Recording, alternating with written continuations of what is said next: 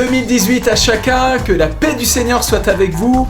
Bravo à tous ceux qui sont inscrits pour ce jeûne et prière, intercession, 3 jours de jeûne, le jeûne d'Esther, que ce soit le jeûne de l'épouse, le jeûne de l'épouse qui va toucher le sceptre d'or dans la présence de Dieu, dans la gloire de Dieu. Restez avec nous pendant ces 3 jours de jeûne où il y aura 3 messages prophétiques sur le chiffre 3, les 3 jours qui sont dans la parole, et nous allons voir ensemble combien le Seigneur a décidé de nous bénir en ces 3 jours.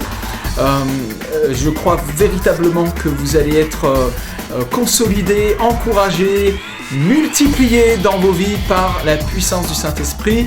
Restez avec nous, restez connectés sur Action Mondiale Évangélisation. Dieu vous bénit.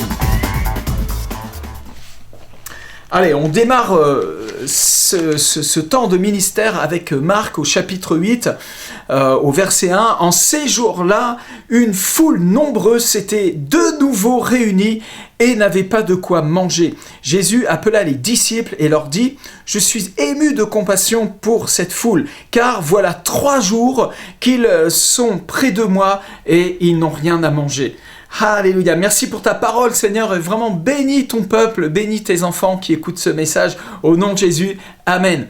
Au bout de 3 jours, ils avaient vraiment faim, les gens n'avaient rien à manger, et au travers de ces 3 jours, Dieu a commencé à travailler leur cœur et à déverser son cœur dans leur cœur, dans le cœur de ses disciples, parce que les disciples aussi n'avaient rien à manger, enfin très peu à manger, les gens avaient faim. On est là dans une situation un petit peu tendue, et c'est à ce moment-là que le Seigneur va, manifester sa gloire et saisir l'opportunité de multiplier le pain. Il dit : « Si je les renvoie chez eux à jeun, les forces leur manqueront en chemin, car quelques-uns d'entre eux sont venus de loin. » Ses disciples lui répondirent : « Comment pourrait-on les rassasier de pain ici, dans un lieu désert ? » Jésus leur demanda : « Combien avez-vous de pain ? » 7, répondirent-ils. Alors il fit asseoir la foule par terre, prit les 7 pains, et après avoir rendu grâce, il les rompit et les donna à ses disciples pour les distribuer. Et ils les distribuèrent à la foule. Voyez, en fait, nous nous trouvons dans un lieu désert, et peut-être que votre vie est dans un lieu désert, et je veux prier et intercéder pour ceux qui se sentent comme dans un désert. Dieu est le Dieu du désert. Le désert fait pas peur à Dieu du tout. Jésus, en sortie du Jourdain, est allé dans le désert pour faire une confrontation directe avec les puissances de ténèbres. Alléluia. Dieu n'a pas peur du diable, il n'a pas peur du désert. Et si vous êtes dans un désert, je veux prophétiser la délivrance, la guérison, la restauration de votre vie.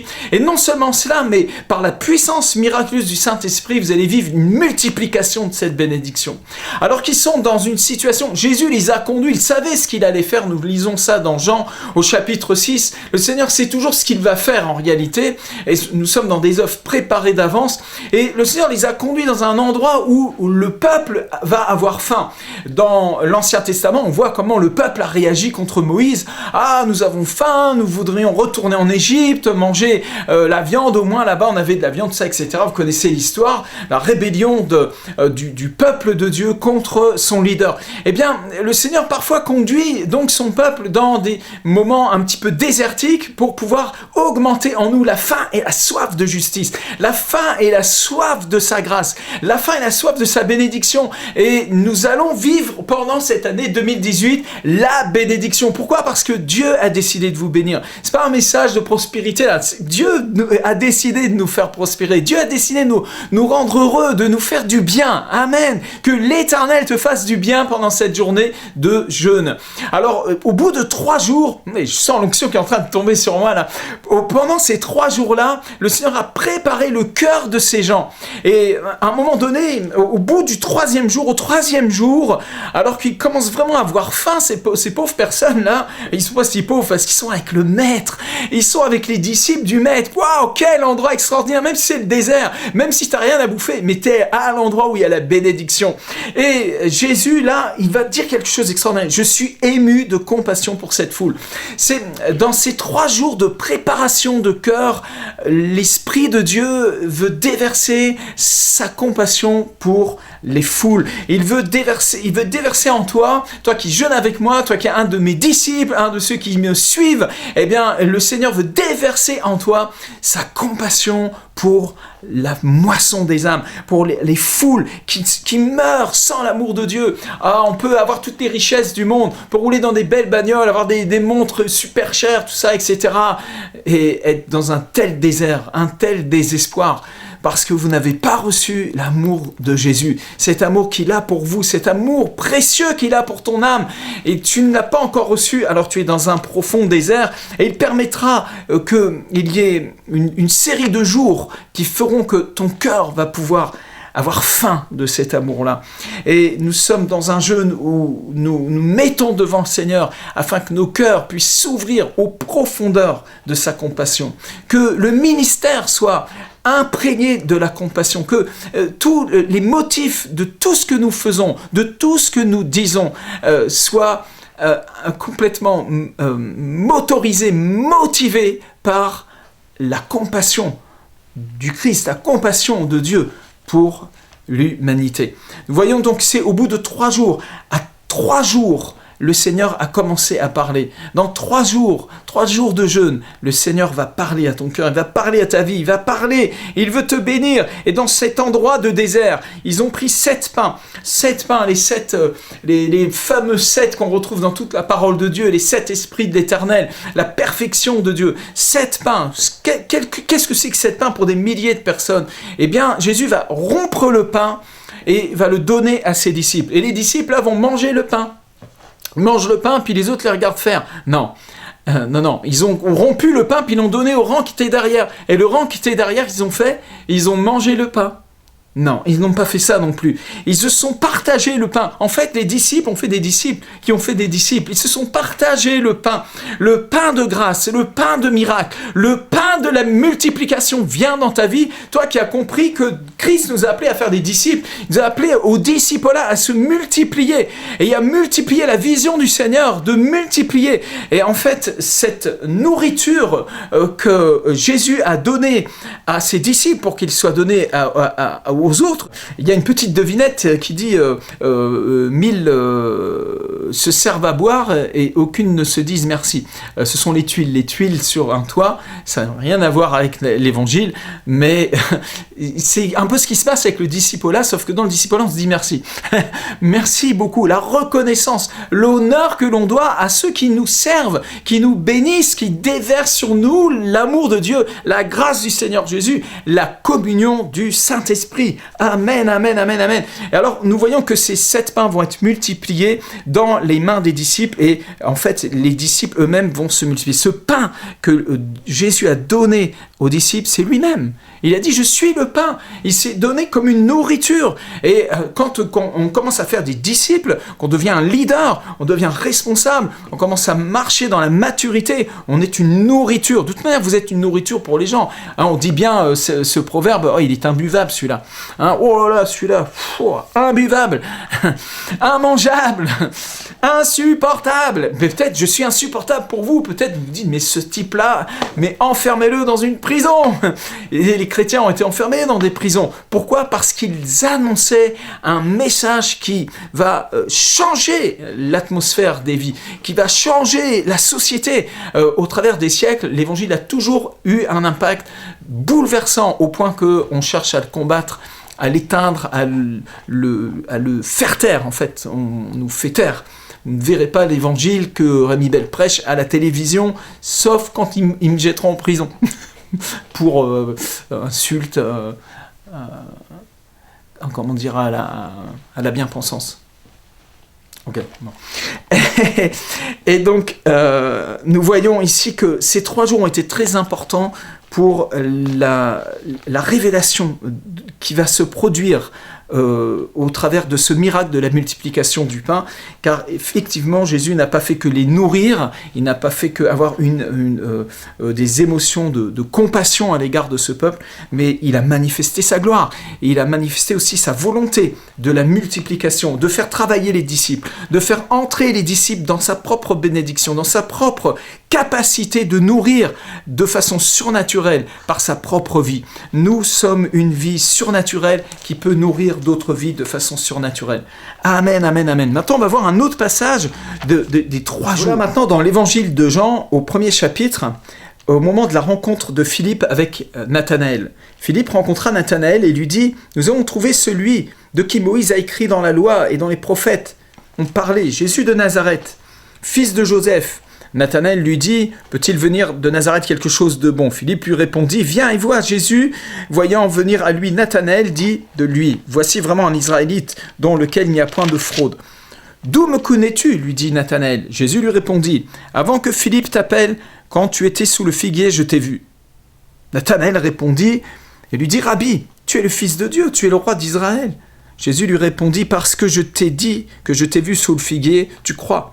Tu verras de plus grandes choses que celle-ci. Tu verras de plus grandes choses que celle-ci. » Et il lui dit « En vérité, vous verrez désormais le ciel ouvert et les anges de Dieu monter et descendre au-dessus du Fils de l'homme. » Verset 51, je le reprends. C'est très important, restez avec moi. Là, il y a une révélation là. Verset 51, il lui dit « En vérité, vous verrez désormais, le ciel ouvert et les anges de Dieu monter et descendre au-dessus du Fils de l'homme. » Après que Jésus ait dit ça, 3 jours après, il se trouve aux noces de Cana, en Galilée. Et là, Jésus va changer l'eau en vin. La Bible dit, tel fut à Cana en Galilée le miracle, le premier des miracles que Jésus fit. Et il manifesta sa gloire et ses disciples crurent en lui. Nous voyons dans cette parole que pendant 3 jours, le cœur des disciples a été préparé. Nathanaël était là aux noces de Cana. Nathanaël a commencé à suivre Jésus. Et Jésus lui dit 3 jours avant, tu verras des choses encore plus grandes. Tu verras, en fait, désormais le ciel ouvert et les anges montés et descendent au-dessus du Fils de l'homme. 3 jours après, miracle, de l'eau transformée en vin, en plein milieu des noces. Dans ces noces, je ne sais pas combien de temps mettaient les noces. Ils ont eu le temps de boire tout le vin. Peut-être que les noces duraient plusieurs jours. Je pense qu'effectivement, les noces ne devraient pas se faire en juste comme ça une journée, un coup de fusil. On devrait prendre du temps. Les parents ont besoin de se rencontrer. Il y a des actes à poser, il y a de l'honneur à donner au papa, à la maman, les frères, les oncles. Il y a toute une notion qu'on retrouve beaucoup dans les pays africains et qui sont peut-être perdues vraiment en Occident. Et toute cette profondeur du cœur, Dieu a besoin de creuser ton cœur. Cette année 2018, Dieu va creuser tes motivations, il va creuser ton cœur. Il a besoin de creuser une cuve dans sa vigne, de façon à ce que l'eau qui est dans cette cuve soit une eau pure, une eau qui vient des sources d'en bas, et qu'elle soit nourrie des sources d'en haut, que nous soyons connectés avec le fleuve qui coule du trône de l'agneau, et qu'on ne soit pas avec de l'eau croupie, de l'eau religieuse, de l'eau mélangée, de l'eau amère, mais que nous soyons avec cette eau qui vient du ciel. Amen. Donc il creuse, et quand cette eau est là, alors il va pouvoir la changer en vin, il va pouvoir faire un miracle dans ta vie. Ton ministère ne doit pas être un ministère et qui fonctionne sur les choses du passé, sur ce qui s'est passé il y a 20 ans. Ton ministère ne peut pas fonctionner avec ce que les autres ont fait, puis tu essaies de copier. Ton ministère n'est même pas ton ministère, c'est celui du Saint-Esprit au travers de toi. Si c'est pas le fleuve de l'Esprit qui coule au travers de toi, tu es en train de donner à manger au peuple quelque chose qui est mauvais en réalité. Même si ça a l'apparence de la vie, ce n'est pas vivant. Et ça communique la mort. La mort est dans le pot, dit le prophète. Et nous devons briser le pot. Nous devons briser même notre système de pensée. Notre vision a peut-être besoin d'être brisée pour recevoir la vision du Seigneur et recevoir une vie nouvelle. Vraiment, la trempe même du Saint-Esprit doit couler en nous, cette capacité, ce caractère de l'Esprit de Dieu miraculeux doit passer au travers de toi. Il ne s'agit pas de toi, il ne s'agit que de lui au travers de toi. On voit que Jésus, 3 jours après avoir parlé de façon prophétique à cet homme Nathanaël, eh bien, il va lui montrer sa gloire, le ciel ouvert et de l'eau changée en vin. Ça nous dit que les miracles se produisent aussi au travers du ministère des anges. Nous avons besoin de revenir à l'évangile néo-testamentaire. Et dans les actes, les anges étaient véritablement compagnons de l'Église de Jésus-Christ. Pourquoi ça aurait changé en 2000 ans? Un jour est comme 1000 ans pour le Seigneur. Et moi, j'ai vu plusieurs fois des anges et je les ai vus physiquement agir dans ma propre vie, comme ce jour où il m'a enlevé d'un train et déposé dans un autre train pour m'appeler à plein temps dans l'évangile. Il y avait véritablement un ange comme je peux vous voir, comme vous pouvez me voir sur cet écran. Le Seigneur est réel, le royaume de Dieu est réel. Ce monde passe avec ses convoitises, mais celui qui fait la volonté de Dieu demeure éternellement. 3 jours de transformation. Restez encore avec moi, j'ai encore un 3e point avec vous. Josué, chapitre 3, Josué s'étant levé de bon matin, partit de Sittim avec tous les enfants d'Israël. Ils arrivèrent au Jourdain. Et là, ils passèrent la nuit avant de le traverser. Au bout de 3 jours, les officiers parcoururent le camp et donnèrent cet ordre au peuple: lorsque vous verrez l'arche de l'alliance de l'Éternel, votre Dieu, portée par les sacrificateurs, les Lévites, vous partirez du lieu où vous êtes et vous vous mettrez en marche après elle. Mais il y aura entre vous et elle une distance d'environ 2000 coudées. N'en approchez pas. Elle vous montrera le chemin que vous devez suivre, car vous n'avez point encore passé par ce chemin. Amen. Nous avons besoin de comprendre que pendant ces 3 jours, Dieu prépare nos cœurs pour passer un Jourdain. L'année 2018, chaque année est un Jourdain. Nous avons des choix à faire. Et le Seigneur a amené ce peuple devant son Jourdain et il l'a laissé passer une nuit. Et même 3 jours, ils ont attendu 3 jours. Ces 3 jours-là sont des jours de préparation pour ton cœur, pour que tu puisses entrer dans ta destinée. Nous voyons que le Seigneur, au travers de Josué, va envoyer des officiers parcourir le camp pour donner un ordre au peuple. Nous n'entrons pas dans notre destinée avec un esprit de désobéissance, de rébellion, d'indépendance.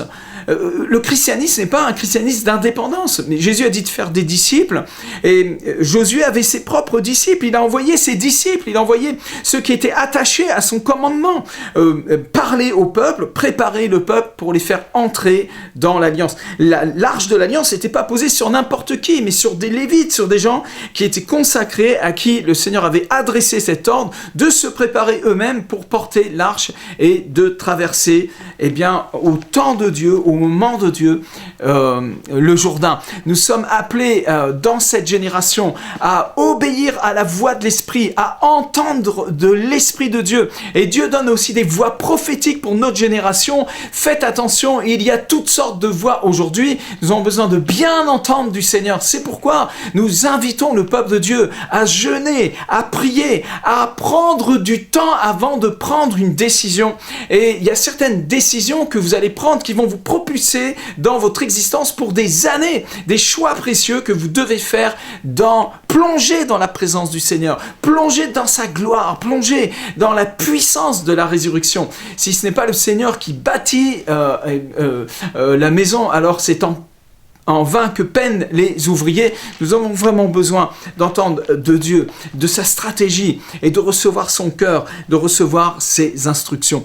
Alors nous vous bénissons pendant ces 3 jours. Bon jeûne, bon temps de prière, bon temps de revenir en vous-même, bon temps de revenir au pied du Jourdain pour passer à nouveau un Jourdain, pour y laisser des pierres au fond. Y laisser les 12 pierres dont Josué a reçu l'ordre de laisser ces 12 pierres qui sont nos vies, qui sont notre existence, qui sont aussi, je dirais, l'identité de l'ancien Israël pour entrer dans le nouveau Israël, d'entrer dans la nouvelle Jérusalem, entrer dans le vin nouveau, dans le renouvellement de l'intelligence, renouvellement de notre cœur. Et du fond du Jourdain, ils ont pris 12 pierres, ces 12 pierres qui représentent cette vie nouvelle, ce gouvernement divin, là où Dieu met son onction. Sur cette pierre, c'est avec ces pierres-là que je bâtis mon église, sur ce type de rocher, je bâtis mon église.